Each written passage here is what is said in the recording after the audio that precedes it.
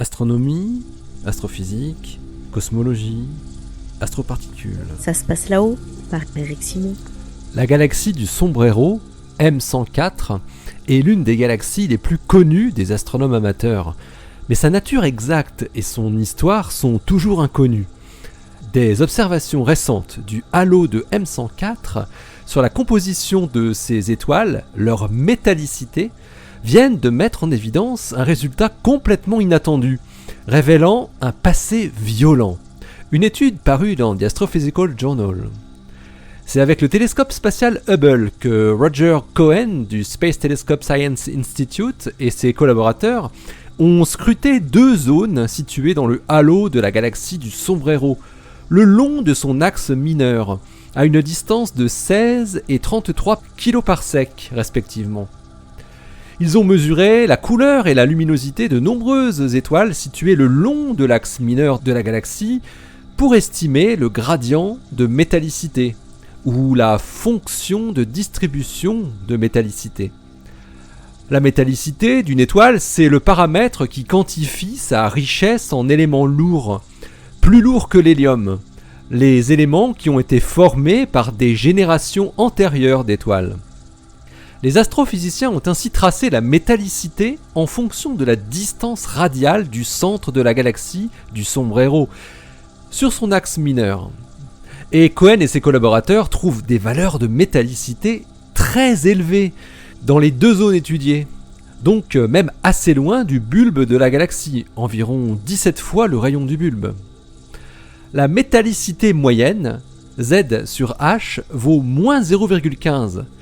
C'est une valeur logarithmique du rapport des abondances en éléments lourds vis-à-vis de l'hydrogène, ce qui fait un ratio d'abondance Z sur H égale 0,7 en moyenne. Et la fraction d'étoiles qui ont une métallicité inférieure à moins 1, donc un rapport d'abondance inférieur à 0,1, apparaît être négligeable. Une telle valeur n'a jamais été observée dans des halos de galaxies massives, y compris des galaxies elliptiques géantes.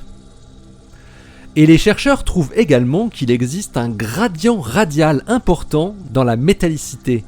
La fraction des étoiles relativement pauvres en métaux augmente en fonction du rayon. Le profil de densité stellaire que les astrophysiciens observent est corrélé avec la métallicité. La densité évolue moins vite en fonction du rayon pour les étoiles moins riches en métaux. Ces résultats sont étonnants car dans un halo de galaxies, on s'attend à trouver des vieilles étoiles qui sont donc composées de peu de métaux. Ce sont les étoiles des toutes dernières générations qui doivent exhiber le plus d'éléments lourds. Et ces étoiles jeunes se trouvent avant tout dans le disque des galaxies, où la population d'étoiles est bien plus dense. Qui plus est, les amas globulaires entourant les galaxies sont généralement peuplés d'étoiles pauvres en métaux, et les étoiles de ces amas globulaires sont classiquement vouées à quitter leur amas et se retrouver in fine dispersées dans le halo galactique. Ce processus semble avoir été très peu efficace dans le cas de la galaxie du Sombrero. Ces observations inédites et atypiques conduisent Roger Cohen et son équipe à formuler des scénarios de formation pour la galaxie du Sombrero, après avoir comparé les observations avec des simulations.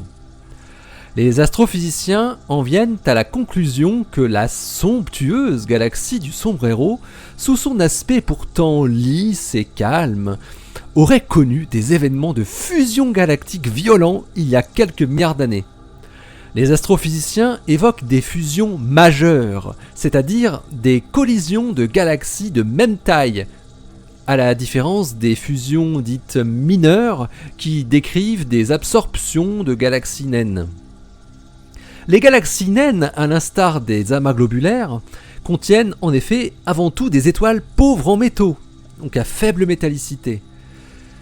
Une ou plusieurs fusions majeures avec des grosses galaxies est donc la seule solution possible pour apporter des étoiles de forte métallicité dans les régions du halo de M104 qui ont été étudiées, d'après les chercheurs. Cette solution est étonnante lorsque l'on connaît l'aspect actuel de la galaxie du sombrero, ce disque et ce bulbe quasi parfait ne montrant aucune trace de disruption. Les fusions de galaxies massives produisent typiquement des énormes galaxies elliptiques avec un halo étendu après une phase très distordue. Mais M104 n'a jamais été classé parmi les galaxies elliptiques, ni dans les spirales d'ailleurs. C'est une galaxie hybride. C'est pour sa particularité que Cohen et son équipe se sont intéressés à elle sous l'angle de la métallicité. Et le moins que l'on puisse dire, c'est qu'ils ne doivent pas être déçus de leur choix. D'autres galaxies hybrides similaires au sombrero sont déjà dans la liste des futures observations à mener, que ce soit avec Hubble ou avec ses successeurs WFIRST et Webb. L'article de Roger Cohen et ses collaborateurs s'intitule « The Strikingly Metal-Rich Halo of the Sombrero Galaxy ». Il est paru dans The Astrophysical Journal, volume 890, daté du 12 février 2020. Allez, d'ici la prochaine, portez-vous bien, restez bien les yeux vers le ciel, et restez bien les pieds sur terre. Salut!